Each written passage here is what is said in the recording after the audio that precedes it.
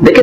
نمازیں جو ہے دن رات میں وہ 5 ہی فرض ہیں، اس کے علاوہ جتنی نمازیں ہیں نا وہ نفلی نمازیں ہیں، کوئی کر لے ثواب، کوئی نہ کرے کوئی گناہ نہیں۔ وہ جو 5 نمازیں ہیں ان میں بھی فرض ضروری ہے، 2 فجر، 4 ظہر، 4 عصر، 3 مغرب، 4 عشاء، اس پہ سنی شیعہ کا اتفاق ہے۔ اب جو قیام اللیل یعنی رات کی نماز، ٹھیک ہے، قیام النہار دن کے نوافل اور قیام اللیل رات کے نوافل، آپ انہیں سنت موقدہ کہہ لیں، آپ انہیں تراویح کہہ لیں، آپ انہیں رات کی نماز کہہ لیں، کوئی بھی لفظ رکھے، ہے بہرحال وہ نفلی نماز ہے، اس کا روزے کے ساتھ کوئی تعلق نہیں ہے۔ باجماعت ہو سکتی بھی ہے، جی باجماعت ہو سکتی ہے، باجماعت بھی ہو سکتی ہے، اور جماعت کے بغیر اگر کوئی شخص خود اپنے طور پہ پڑھنا چاہتا ہے وہ زیادہ افضل ہے۔ دیکھیں بخاری مسلم دونوں میں حدیث ہے کہ مرد کا فرض کے علاوہ اپنے گھر میں نماز ادا کرنا میری مسجد نبوی میں بھی نماز پڑھنے سے افضل ہے۔ یہ حدیث بخاری مسلم دونوں میں ہے، اندازہ کریں نبی علیہ السلام کہہ رہے ہیں کہ کوئی شخص مسجد نبوی میں نماز پڑھے نا، اس سے مرد کی افضل نماز وہ ہے جو اپنے گھر میں پڑھتا ہے۔ اور بخاری مسلم میں حدیث ہے کہ مرد کی سب سے افضل نماز فرض کے بعد وہ ہے جو اپنے گھر میں پڑھتا ہے۔ اور ایک اور حدیث ہے مسلم کے اندر کہ اپنی نفلی نمازیں گھر میں پڑھا کرو، گھروں کو قبرستان نہ بناؤ، اس کی وجہ سے گھر میں برکت ہوتی ہے۔ تو نبی علیہ السلام تو ناراض ہو گئے تھے 3 دن کے بعد جب لوگ آپ کے خیمے کے باہر کھڑے ہوئے، بخاری مسلم میں آپ نے فرمایا گھروں میں پڑھو۔ خود صحیح بخاری میں ہے سیدنا عمر نے بھی جب تراویح شروع کروائی ہے تو آپ شروع کروا کے جب واپس جا رہے تو آپ نے کہا اس سے بہتر وہ ہے جو مرد گھر میں پڑھتے ہیں۔ تو یہ ایک آپشنل چیز ہے، ٹھیک ہے، لیکن عام مرد جسے قرآن کا کچھ حصہ زبانی یاد نہیں ہے اس سے آپ فیسلٹی تو نہ چھینے نا کہ وہ مسجد میں جا کے سننا چاہتا ہے امام کے پیچھے کہ ٹھیک ہے مجھے تو قرآن نہیں آتا لیکن یہ قرآن پڑھ رہا ہے تو میں بیٹھ کے بھی سن سکتے ہیں، بیٹھ کے بھی سنیں، ٹھیک ہے، نفلی نماز، لیکن نماز کے اندر سنیں وہ تو افضل ہے کہ وہاں نماز کے اندر شامل ہو گئے، وہ کھڑا نہیں ہو سکتا۔ حضور ناراض ہو گئے تھے تو حضور کی ناراضگی کا اگر سبب بن رہا ہے اور پھر ہم نے اس کو واجب فرض جیسی کیفیت دے دی۔ آج روزے کے بعد پہلا سوال ہوتا ہے تراویح پڑھ رہے ہو کہ جی جی، ویسے اس میں حقیقت بات ہے کہ شیعہ ایک ایکسٹریم پہ گئے اور سنی دوسری ایکسٹریم پہ، یہ بڑی زیادتی کی ہے انہوں نے، اور یہ حقیقت بات ہے کہ نبی علیہ السلام جو ناراض ہوئے تھے وہ اس وجہ سے کہ آپ نے فرمایا کہ مجھے خطرہ ہے تم پہ فرض نہ کرنا۔ سیدنا عمر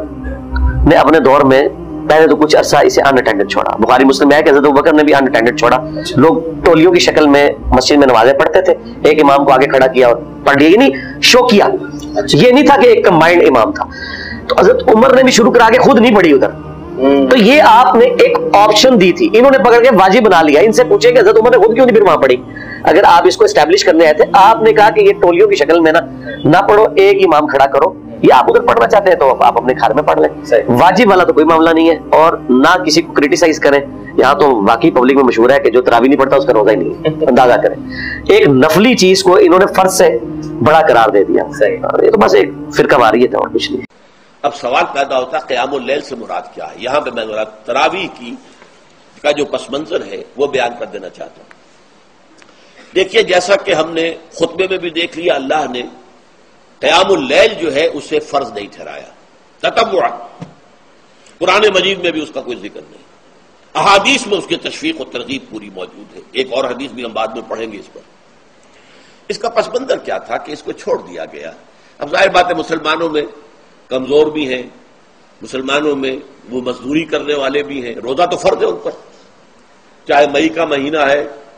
اور گندم کاٹنی ہے روزہ تو پھر بھی رکھنا ہوگا، یہ سب کچھ ہے، لیکن یہ کہ رات کو پھر کھڑے رہنا ان کے لیے جاگنا ممکن نہیں، لہذا ان کے اوپر یہ چیز فرض نہیں۔ حضور نے تراویح کی نماز یا قیام اللیل نہ اسے فرض قرار دیا، نہ اس کے بعد جماعت کوئی اہتمام کیا مستقل۔ دیکھیں تراویح اگر کوئی نہ بھی پڑھے تو روزے اس کے بہرحال صحیح ہو جاتے ہیں، روزوں پہ فرق نہیں پڑتا، لیکن تراویح سنت مؤکدہ ہے، قابل ملامت ہے وہ شخص جو تراویح کی نماز نہیں پڑھتا، تو اس لیے تراویح بھی پڑھنی چاہیے۔ کبھی بہت تھکاوٹ ہو نہیں پڑھی جا رہی تو ٹھیک ہے کم کر دیں، مختصر کر دیں، ویسے سنت مؤکدہ 20 رکعتیں ہیں، اس پہ چاروں اماموں کا اتفاق ہے، حضرت عمر رضی اللہ تعالیٰ عنہ سے 20 رکعتیں ثابت ہیں، اور شروع میں اسلاف میں ہمیں 16 رکعتیں بھی ملتی ہیں، 20 سے زیادہ بھی ملتی ہیں، لیکن بعد میں جب تحقیق ہوتی چلی گئی تو چاروں امام اس پر متفق ہو گئے کہ کم سے کم تراویح کی رکعتیں 20 ہیں۔ امام احمد بن حنبل کا بھی یہی فتویٰ ہے جو امام بخاری کے استاذ ہیں، کہ امام ترمذی نے جو ان کا نقل کیا فتویٰ اس کو تو یہ نقل کیا کہ 20 اور 16 میں اختیار ہے اس کو، 8 کا تو کہیں بھی نہیں ملتا، ہمیں کسی اسلاف سے نہیں ملتا کسی صحیح حدیث سے کہ 8 رکعت پڑھی ہو۔ موطا امام مالک کی جو ایک 8 رکعت والی حدیث ہے اس کو امام مالک نہیں مانتے، تو وہ مسترب حدیث ہونے کی وجہ سے وہ ضعیف حدیث ہے، تو موطا امام مالک میں بھی 20 رکعتوں کا تذکرہ ہے، اور بھی ہمیں بہت ساری روایات میں زیادہ تر میں 20 رکعتوں کا تذکرہ ہی ملتا ہے، اس لیے امت کا اس پر اجماع ہو چکا ہے کہ 20 رکعتیں. یہ اجماع ہونے کے بعد پھر اختلاف پیدا کیا ہے 20 سے کم، بعض لوگوں نے فتویٰ دیا کہ 20 سے کم. تو جب ایک دفعہ کسی مسئلے پر اجماع ہو جاتا ہے تو وہ قطعی چیز بن جاتی ہے، پھر اس میں اختلاف جائز نہیں ہوتا، کیونکہ صحیح حدیث سے یہ بات ثابت ہے کہ امت گمراہی پہ کبھی بھی جمع نہیں ہو سکتی. تو اس لیے آپ 20 رکعت تراویح پڑھا کریں. لیکن اگر آپ نہیں پڑھتے تو روزہ بہرحال آپ کا ہو جائے گا، لیکن روزے کی اہمیت تراویح سے کروڑہ گنا زیادہ ہے، کیونکہ روزہ تو بہرحال اسلام کا ایک رکن ہے. ایسا نہ ہو کہ تراویح نہ پڑھنے سے روزہ بھی چھوڑ دیں آپ.